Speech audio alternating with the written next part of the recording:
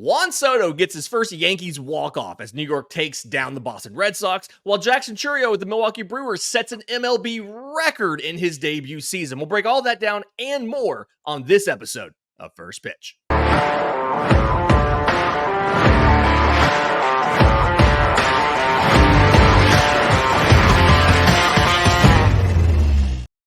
Yes, welcome on in to First Pitch for Friday the 13th of September. It's a spooky season over here. I'm your host, Lindsay Crosby. You can follow me on Twitter at Crosby Baseball. He's Christian Rauh. You can follow him on Twitter at Christian S. Rauh, R-A-U-H. And Christian, not a full slate of games yesterday, but still some really interesting stories to talk about, as a lot of people typically like to do when these two teams play. We're going to start with the New York Yankees taking on the Boston Red Sox. Weekend series here started on Thursday. Final in 10 innings, 2-1, thanks to Juan Soto doing this. On a 2-2. Grounds one through into center field. Here comes Birdie. Rafaela's throw, not in time. Juan Soto's first walk-off hit as a Yankee comes against the Red Sox.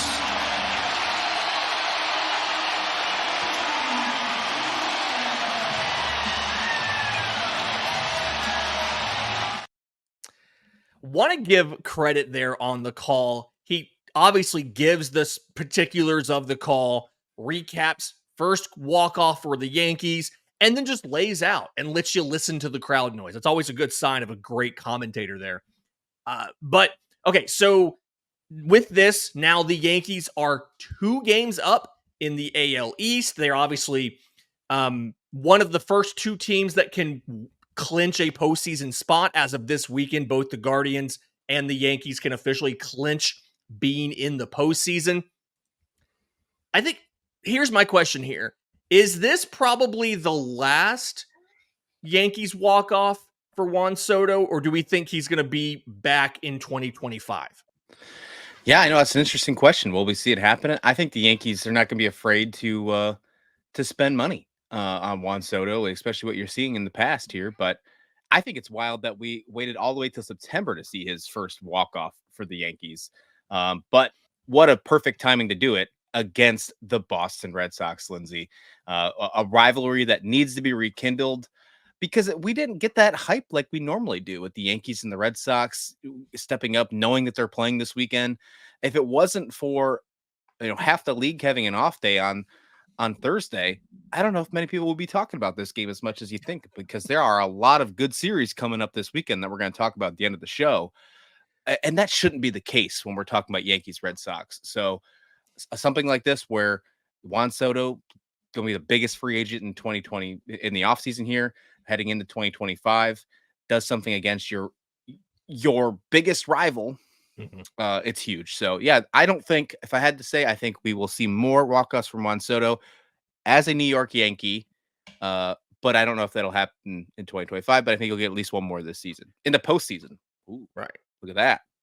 I am at the point where I think the Yankees are going to do everything possible to re-sign him, simply because if you look at this lineup, you have obviously Aaron Judge is Aaron Judge. It's a 1.136 OPS. He's batting .319. He's probably the AL MVP, all this stuff. And then after him, Soto's batting .289 with a .995 OPS. I feel like he's probably going to get to one dot by the end of the year. After that, you only have 3 guys who are in the 7s on OPS. One of them was Jazz Chisholm, who didn't join the team until the trade deadline. Another one is Giancarlo Stanton, who is pretty much good to miss some games every single season because of injury, which is always frustrating. One day we'll do the what if Giancarlo Stanton was healthy his entire career conversation.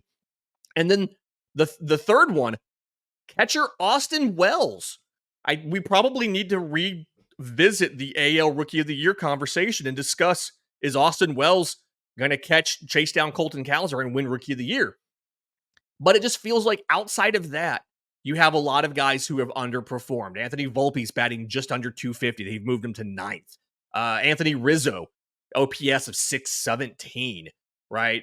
Even Gleyber Torres, who's leading off right now, is batting only .250 with a .693 OPS. And there's been a little bit of injury stuff there too, but it just feels like they don't have enough consistent offensive performance outside of Aaron Judge to let Juan Soto walk. I fully expect this to be a Mets-Yankees battle.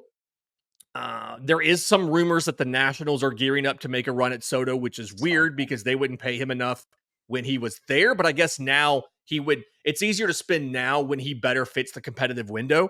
And the competitive window is open because you got a lot of pieces when you traded him away, which is kind of funny. But if it's those three teams, I think it's going to be really interesting. Do we think he makes $500 million in his contract? Yes. Yeah, I do. I think he's going to just get there, 500 million. I think that's safe to say he's going to get absolutely paid. And I think that happens. He gets the answer before. I don't know. Do you think we get it at winter meetings? Or do you think we get it beforehand? So that's what, December 10th? What do you think we get it before that time? That seems like a pretty reasonable time for it to happen. It would be nice. I don't know if we get it done by then. I'm trying to figure out.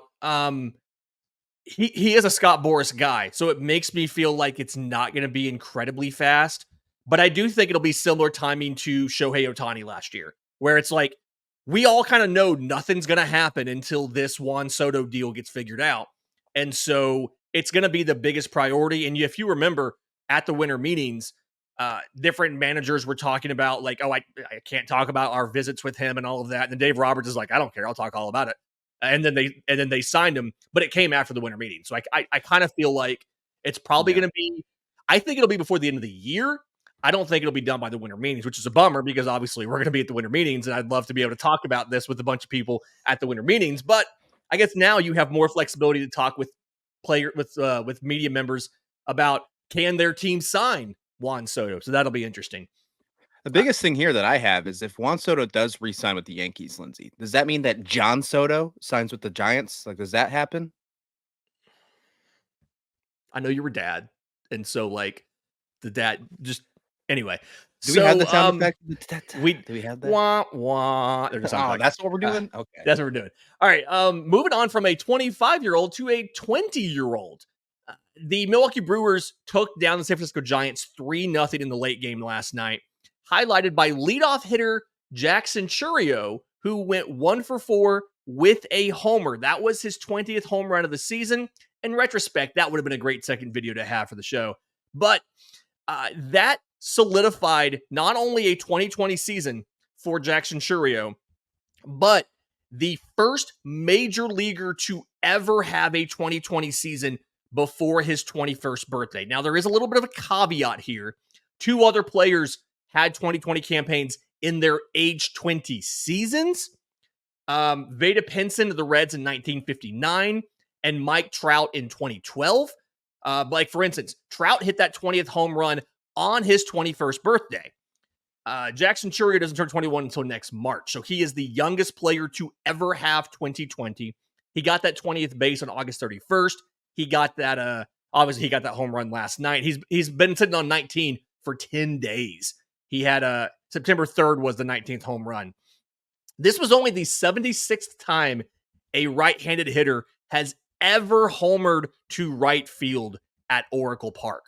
So it's not like this was some sort of cheap home run. He had to work to get this one.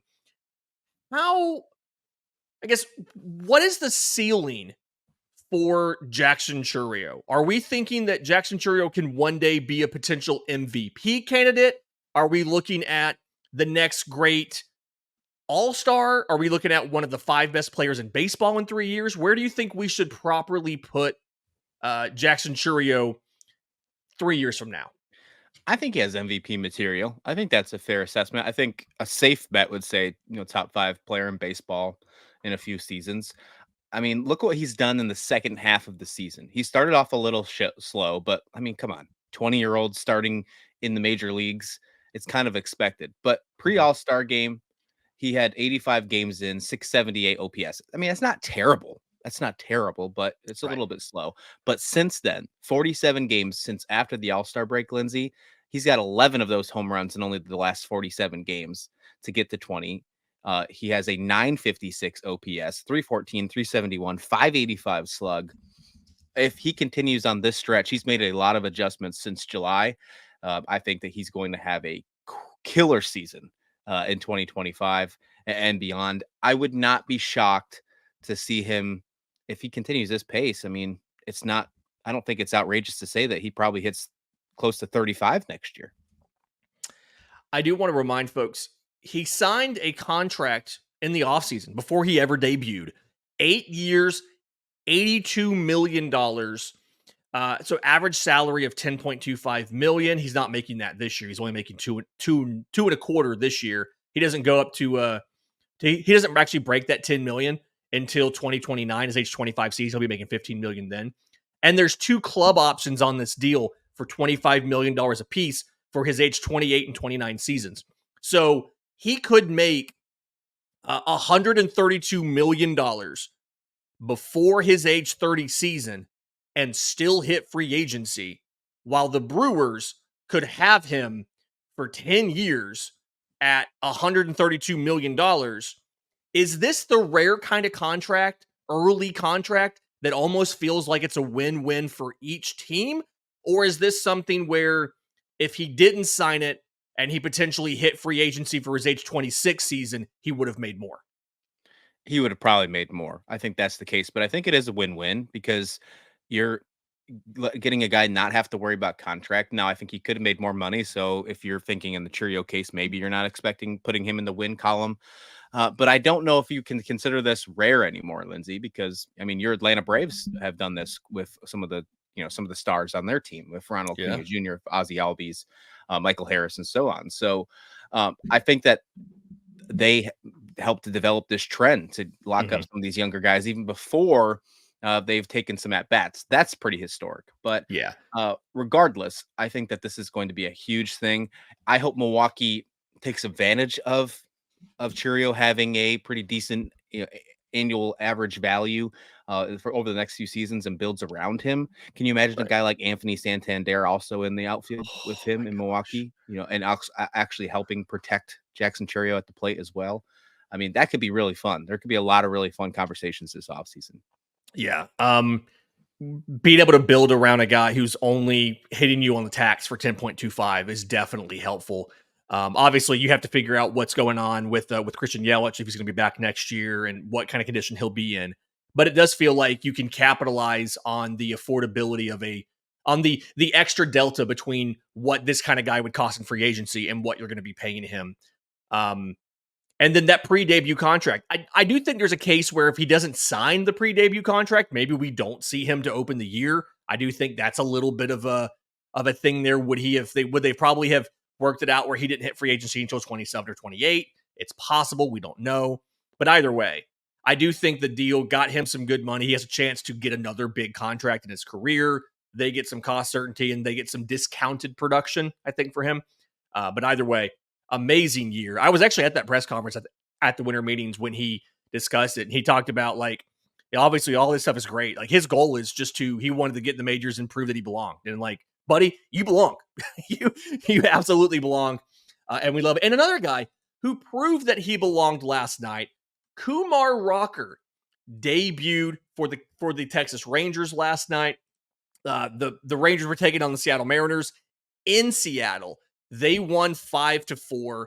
Rocker didn't get a decision. He only pitched 4 innings, but 3 hits, 1 run, 2 walks to 7 strikeouts. And some of what he did was, frankly, kind of historic. Since the pitch tracking era started in 2008, his 17 whiffs is the most for a Rangers pitcher in their major league debut. So again, since 2008 when pitch tracking started, and it's tied with Max Scherzer for most in a 4 inning or in 4 innings this season. Scherzer had a 17 whiff game in 4 innings this year.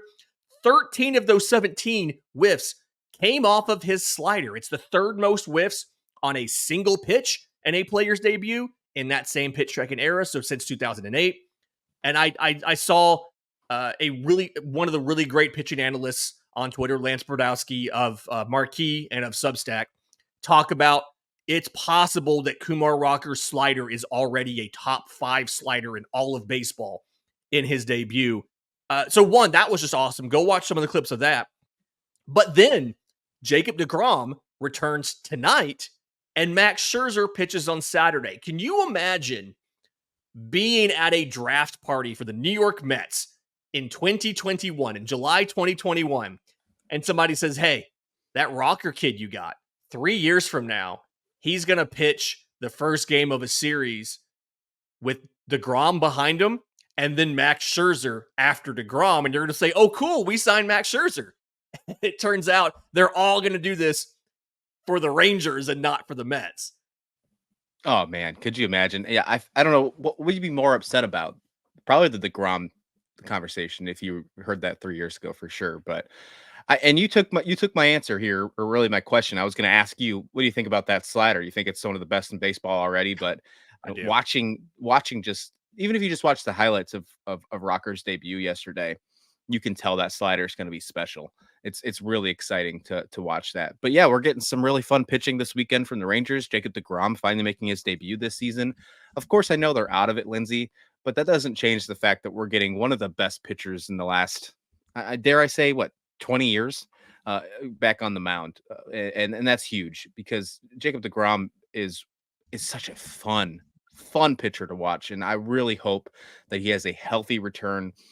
I don't care if he goes 5-6 innings. I don't care. I just want to see him healthy. I want to see him get a couple punchies, and I want to see him get excited. And if they win the game, that's also great too, because the Rangers need a nice little momentum boost heading into the offseason because they have a lot of money on the books. And if they don't have that momentum going into 2025, I could see them maybe making some drastic changes that I don't think that they should, but I could see them maybe making something a little too early. Maybe getting a little nervous, if you will, heading into the offseason. You know what I'm saying? Yeah. It's not all great news for the Rangers. Corey Seager's having surgery. He is out for the rest of the year. But this is a really interesting offseason for the Rangers because Scherzer is a free agent, right? Him pitching this year he waived his opt-out as part of the trade to the Rangers. Most of his salary was paid by the Mets this year. They got what looks to be a fifth outfielder and Luis Angel Acuna, who's stuck in their minor league system right now. But deGrom is back. Obviously, Seager and Simeon, all those guys are back. Nathan Eovaldi is 6 innings away from his option vesting, becomes a player option for next year. But Andrew Heaney is a free agent. They've got, important guys. Reliever Kirby Yates is a free agent. Reliever Jose Leclerc is a free agent. They've got some decisions to make here. Do they bring back Scherzer? Does he come back for less than $43 million? You had a great suggestion before we hit record. Maybe he pitches what could be his final season back in Detroit with that young core who is still pushing for the postseason. Doesn't look like they're going to make it, but they're making a late season push here with all their youth. Getting a good deGrom for 2 or 3 starts to close out the year, I think is going to go a long way towards being able to see the competitiveness next year of this rotation when you can take a Kumar Rocker, maybe Cody Bradford takes another step up. You have this young core with a Josh Young, a Josh Smith, who's going to be playing a lot of shortstop coming up. And I can really see, it feels like it's an older team, but I can really see how this offseason can set them up to go make another World Series run if some things break right, including DeGrom start tonight. Yeah, I want to hear one of the biggest things I want to hear this offseason for the Texas Rangers is Jack Leiter went to Driveline. That's one of the things I want to hear. Yes. And I think that would be I didn't even mention him. Yeah, and if he goes there, I think we have a whole different conversation about this pitching rotation because there's some questions about him, but we know the potential's there, right? And having those 2 Vandy boys maybe in the middle of your rotation to start 2025, that could be huge as well, regardless of who's leaving. Real quick cleanup for me. Eovaldi is 4 innings away from his option vesting, not 6. That's on me. Okay, so I want to get to a quick pitch real quick. Couple fun things to talk about. The first one, did you hear this story about the Twins minor leaguer? This is absolutely wild. All right, so Derek Bender he's a catcher out of Coastal Carolina, was taken in the 6th round by the Twins in this year's draft. He's playing for the Fort Myers Mighty Muscle, single A affiliate of the Twins. It's a postseason game against the Lakeland Flying Tigers, affiliate of the Detroit Tigers. And apparently, second game of a doubleheader, he was telling multiple hitters for Lakeland what pitches were coming. Lakeland scores 4 runs in that inning, in the second inning, wins the game 6-0. Mighty Muscles are eliminated. They had a 6-game lead 3 weeks ago. So he got them eliminated from the thing. Fort Myers coaches were told by Lakeland's coaches after the game that he was doing that. Apparently, the Tigers players didn't do anything. Like they weren't asking him for it. They weren't trying to get anything. He told teammates he wanted the season to be over. He was tired of playing. He played a whole college season and then he went in the minors. He did all of that. The Twins have cut him. The Twins have released him. So obviously they're going to kind of have to eat that money. They signed him for $297,500, just below slot for pick 188. He'll get to keep all of that bonus. But at this point, do you think anybody picks him up in the minors and gives him another shot? No, he's lucky if the Long Island Ducks give him a shot. I mean, honestly, no, I don't think that. I think he's done. I think him wanting to, stop playing baseball early. I think he got his wish granted. I think it just might be early, might be permanent for him. That's a crazy way to wanting to end. You work your entire life, and I don't know his life goals, obviously, but he played college baseball and he made it to the league. So you have to expect or maybe assume that one of his dreams was to play in the major leagues, and he just ruined that because he wanted to have a couple extra weeks of summer vacation. That's wild. That's wild. And I know that, hey, I know the college season is taxing, and then going right into the minor leagues, that can't be an easy transition. It can't be. But that's just wild, Lindsay. I can't imagine that. And we don't hear that too often for a very good reason. But yeah, when this story came out last night, reading it, we were talking in the chats offline. I was absolutely baffled. Yeah. I mean, if nothing else, to me, just feign an injury. Bro, like your season can be done. Like you can say, hey, like my shoulder is just it's a shoulder. Listen, nobody knows how shoulders work, okay? It's just if you say your shoulder's sore, there's probably going to be some inflammation because you've thrown a baseball and that's not a really that natural thing to do. I mean, you can go and you can say, hey guys, I'm hurt. They can check you out. You won't have to play the rest of the year, right? It just, bro, what are we doing here? This I can't think of the last time I saw something this egregious. And to me, granted, I never played in the minors. I'm not a former professional baseball player, but I can't imagine there's many things worse to a professional baseball player than what Derek Bender did. And I just blows my mind. Absolutely blows my mind.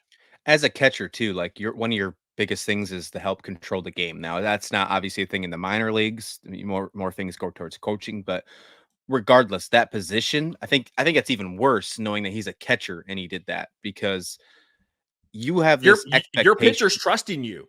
Right. You have this expectation, not even just the pitchers, the entire clubhouse. You have of this leadership role as the catcher. So, yeah, I don't think we'll see him on a major league club or I mean in an organization ever again. I think his career is over. Yeah, wild story. Okay, let's talk about Luis Arraez for a minute because he's in the middle of an absurd streak right now. He has got 124 plate appearances without striking out. His last strikeout was August 10th. It is now September 13th. 46 game span. He's played 42 games since the All-Star break of the 46 the team has had. He has 2 strikeouts since the All-Star break. The next closest qualified player, which I believe is like 3.1 at-bats per team game, the next closest qualified player has 15. Do we underappreciate how good Luis Arraez is because he's not hitting for power? He's just hitting a lot of singles. He doesn't have a lot of defensive value. But are we underrating how good Luis Arraez is? Yeah, I think so. I think so. And especially because he's doing it in a Padres jersey too. I think that's really fun, by the way, because he's doing things that the greatest Padre of all time is kind of doing, right? It's kind of like a Tony Tony Gwynn. Gwynn style with Luis Rise here.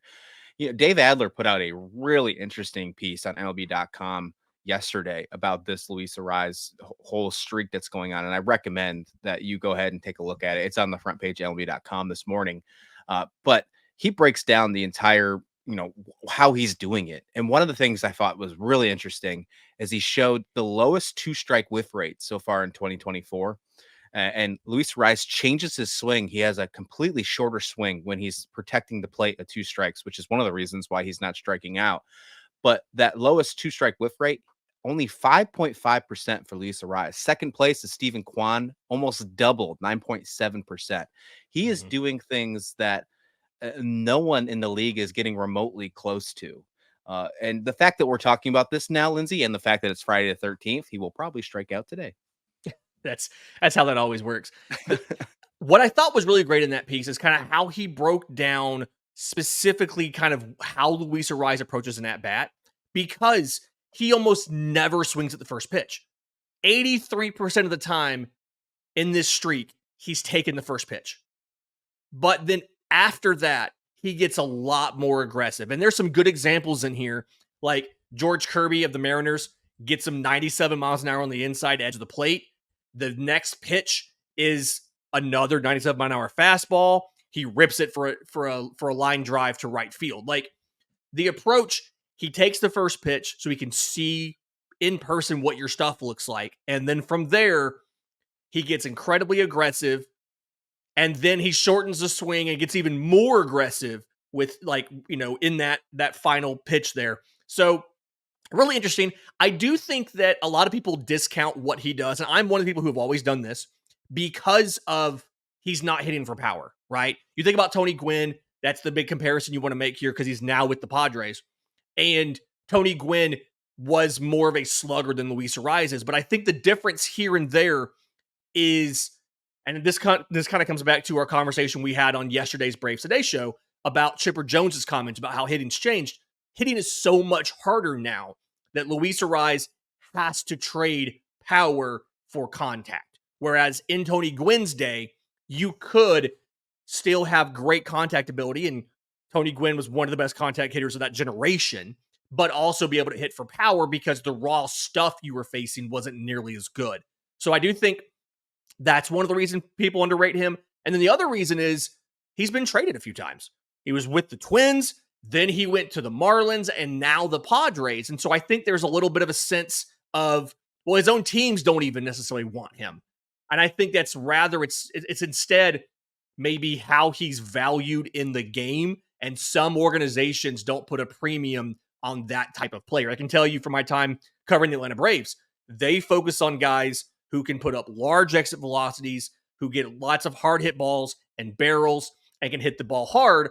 And Luis Urias' profile is not something that they are actively looking for at the major league level because it's just so hard to string together multiple hits to get a run when you can instead of trying to get 4 consecutive hits to bring in a run, it's more reliable for them, in their opinion, and a lot of teams' opinions, to have one of those 4 guys hit a home run. So I kind of see why he's been traded so much, because not every team values him the same.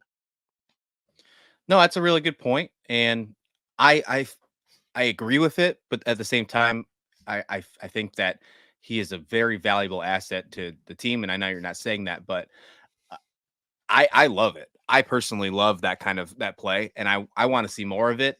I know that's not where the league is heading, but I personally love watching guys that battle at the plate. Even if it, get those singles. If you get a double from him, great. I think we might have a different conversation about a rise if his defense was better too. I think that also comes into play. Yeah, he doesn't look great at second base to the point where he's played a lot of first base or DH'd. And that's just kind of one of those things where I think if he was a decent defender, even a decent defender, right, where you weren't worried about playing him every day at second base, I think he maybe would be viewed a little bit differently. But he's played a lot of second in Miami. He's played a lot of first base and DH with the Padres, and that's kind of where he was with the Twins as well. So there is that. All right. I want to wrap it up with a kind of look at the weekend. We've got a lot of really interesting series coming up, and that doesn't even count the Yankees and the Red Sox. I think most of the intriguing matchups are in the National League. Let's kind of go through a couple of these and give some thoughts as to what we think is going to happen here. Mets at Phillies, to me, is really interesting because the Mets are trying to hold off the Braves for that final wild card spot. And the Mets have to take on Philly at the same time Atlanta's taking on the Dodgers. And so, kind of curious what's going to happen here. Who's going to come out of this on top? Right now, the Mets are leading the division. But tonight's matchup, Jose Quintana versus Aaron Nola, Mets versus Phillies, definitely going to be a must watch.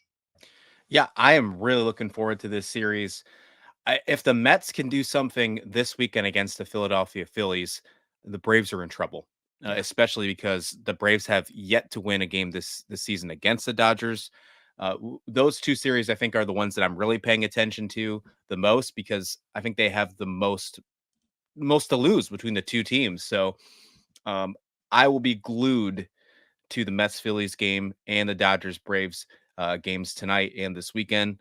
The Braves game's on Apple TV, so unfortunately, I will be watching Apple TV as well. But the plus side of that, Lindsay, you told me about it. You can change the broadcast details and listen to the radio on Apple TV, which is a plus side for me.